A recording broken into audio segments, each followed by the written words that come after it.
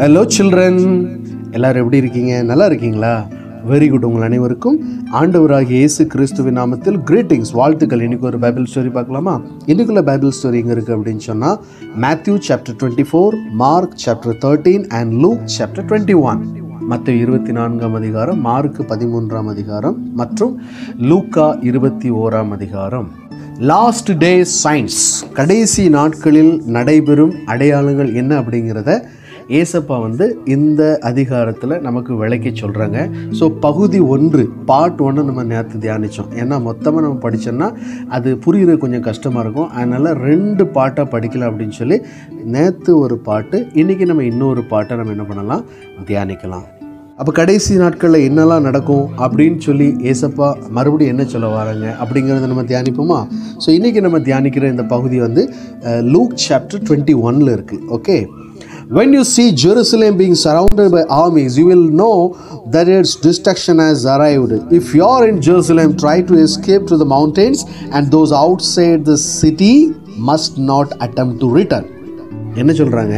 எருசலேம் சேனைகளால் சூழப்பட்டிருப்பதை நீங்கள் காணும்போது அதன் அழிவு சமீபமாயிற்றென்று அறியுங்கள். அப்பொழுது யூதேயாவில் இருக்கிறவர்கள் மலைகளுக்கு ஓடி போகவும், எருசலேமில் இருக்கிறவர்கள் வெளியே புறப்படவும், நாட்டுப்புறங்களில் இருக்கிறவர்கள் நகரத்தில் பிரவேசியாமலும் இருக்க கடவர்கள். அது மாத்திரம் இல்லை, அந்த நாட்களில் வேற என்ன நடக்கும்? How dreadful it will be for pregnant women and nursing mothers. அந்நாட்களில் கர்ப்பவதிகளுக்கும் பால் கொடுக்கிறவர்களுக்கும் ஐயோ, பூமியின் மேல் மிகுந்த இடுக்கனும் இந்த ஜனத்தின் மேல் கோபாக்கினையும் உண்டாகும். There will be great distress in the land and wrath against this people.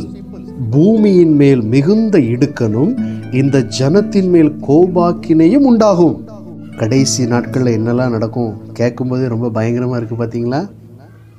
But நம்ம அதை குறித்து பயப்பட வேண்டிய அவசியமே இல்லை. ஸோ இதெல்லாம் ஒரு சயின்ஸ் தான், ஒரு அடையாளங்கள் தான். சரியா? ஸோ இன்னும் என்ன சொல்கிறாங்க பார்க்கலாமா? கடைசி நாட்களில் பட்டய கருக்கினால் விழுவார்கள், எருசலேம் புறஜாதியாரால் மிதிக்கப்படும், சூரியனிலும் சந்திரனிலும் நட்சத்திரங்களிலும் அடையாளங்கள் தோன்றும். There will be signs in the sun, moon and stars. The sun will be darkened and the moon will not give its light. Stars will fall from the sky and the heavenly bodies will be shaken. வானத்தின் சத்துவங்கள் அசைக்கப்படும். அப்போ இப்படியெல்லாம் செய்தி அவங்க கேட்கும்போது அந்த ஜனங்களுடைய இருதயம் சோர்ந்து போகும். அப்போ என்ன நடக்கும்? அப்பொழுது மனுஷகுமாரன் மிகுந்த வல்லமையோடும் மகிமையோடும் மேகத்தின் மேல் வருகிறதை காண்பார்கள். Then the peoples of the earth shall see me, the Messiah, coming in a cloud with power and great glory. When all these things begin to happen, stand straight and look up, for your salvation is near. உங்கள் மீட்பு சமீபமாக இருந்தால் நீங்கள் நிமிர்ந்து பார்த்து உங்கள் தலைகளை உயர்த்துங்கள் என்றார். அப்படி சொல்லிட்டு அதுக்கப்புறம் ஒரு சின்ன ஒரு எக்ஸாம்பிள் எதை குறித்து சொல்கிறாங்க? Look at the fig tree or any other tree. When the leaves comes out, you know that summer is near.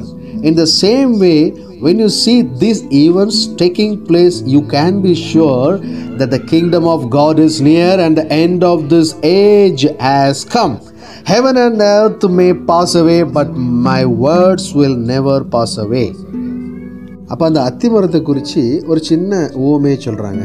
அத்திமரத்தையும் மற்ற எல்லா மரங்களையும் பாருங்கள், அவைகள் துளிர்க்கிறது நீங்கள் காணும்போது வசந்த காலம் சமீபமாயிற்றென்று அறிகிறீர்கள். அந்தபடியே இவைகள் சம்பவிக்கிறது நீங்கள் காணும்போது தேவனுடைய ராஜ்யம் சமீபம் ஆயிற்று என்று அறியுங்கள். அதனால் ஏசப்பா என்ன சொல்கிறாங்க? இதெல்லாம் நீங்கள் பார்த்துட்டு நீங்கள் உங்கள் இஷ்டம் போல் வாழ்ந்துக்கிட்டு இருக்காதீங்க. எப்பொழுதும் நீங்கள் என்ன பண்ணுங்கள்? விழித்திருங்கள், எச்சரிக்கையாக இருங்கள். Watch out, don't let my sudden coming catch you unawares. Don't let me find you living in careless ease, carousing and drinking and occupied with the problem of this life like everyone else. லௌகீக கவலைகளினாலும் பாரம் அடையாதபடிக்கு வெறியினாலும் பெருந்திண்டியினாலும் உங்கள் இருதயம் கவலைகளினாலும் பாரம் அடையாதபடிக்கு நீங்கள் நினையாத நேரத்தில் அந்த நாள் உங்கள் மேல் வராதபடிக்கு எச்சரிக்கையாயிருங்கள்.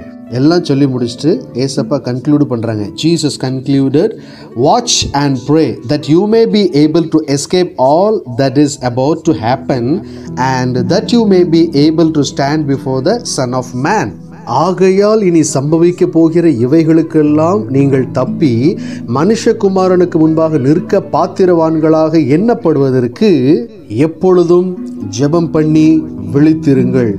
எப்பொழுதும் ஜெபம் பண்ணி விழித்திருங்கள். Watch and pray. எப்பொழுதும் ஜெபம் பண்ணி விழித்திருங்கள். ஸோ இந்த ஸ்டோரி மூலமாக நாம் கற்றுக்கொள்ள வேண்டிய ஒரு காரியம் என்ன அப்படின்னு சொன்னால், நிர்விசாரமாக இருக்கக்கூடாது, கேர்லெஸ்ஸாக இருக்கக்கூடாது. ஏசப்பா என்ன சொல்கிறாங்க? Watch and pray. எப்பொழுதும் ஜெபம் பண்ணி விழித்திருங்கள். அப்போது கேர்லெஸ்னஸ் அப்படின்னா நிர்விசாரம், இல்லைன்னா அஜாக்கிரதையாக இருப்பது, அப்படி மட்டும் இருந்துடாதீங்க. விழித்திருங்க, ஸ்டாண்ட் ஃபர்ம், நிலைத்திருங்க அப்படின்னு சொல்லி ஏசப்பா நமக்கு இந்த இடத்துல தெளிவாக விளக்கி சொல்கிறாங்க. இந்த பேசேஜில், இந்த பகுதியில், இந்த சாப்டரில். சரியா? ஸோ கேர்லெஸ்னால் என்ன, அஜாக்கிரதைனா என்ன?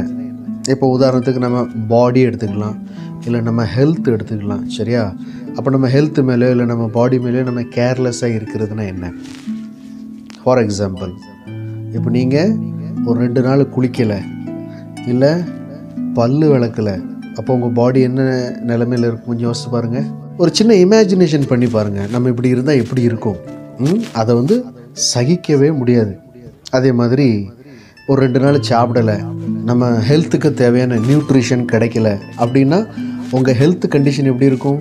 ஸோ நம்ம கேர்லெஸ்ஸாக இருக்கும் பொழுது நம்ம ஹெல்த்து, நம்ம பாடி எல்லாமே ஸ்பாயில் ஆக வாய்ப்பு இருக்குது. ஸோ இதே மாதிரி நம்ம ஸ்டடீஸ்லேயும் சில நேரம் கேர்லெஸ்ஸாக இருக்க வாய்ப்பு இருக்குது. அப்போ நம்ம ஸ்டடீஸில் நம்ம கேர்லெஸ்ஸாக இருந்தால், சரியாக படிக்கலை, சரியாக ஹோம்ஒர்க் பண்ணலை, அப்போ நம்ம கரியர் ஸ்பாயில் ஆயிரும். இதே மாதிரி நம்ம லைஃப்லேயும் நம்ம கேர்லெஸ்ஸாக இருந்தோம்னு வச்சுக்கிடுங்களேன்.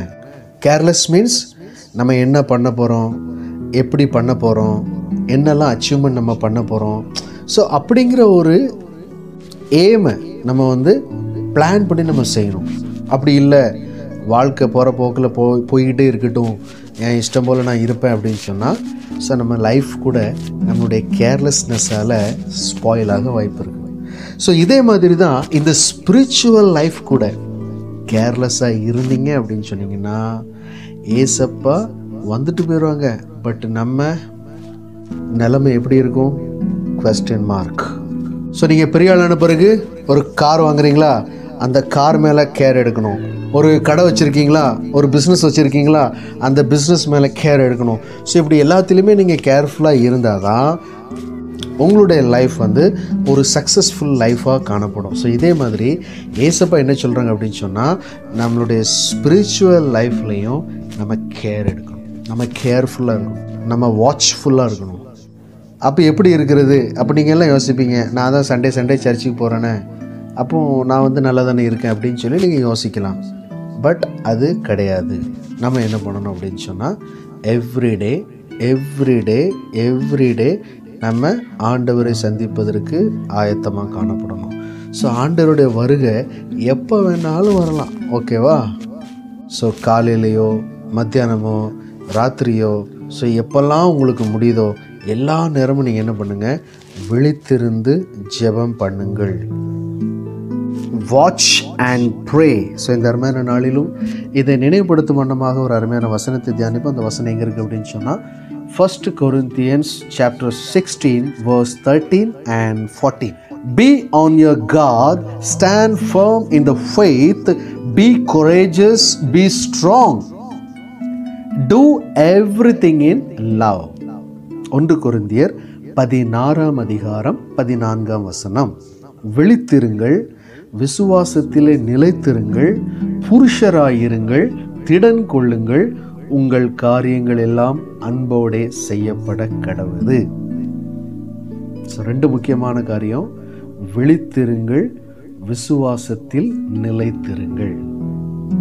Watch and pray. ஸோ ஆண்டவர் உங்களை ஆசீர்வதிப்பாராக. Take care. Bye bye. Thank you.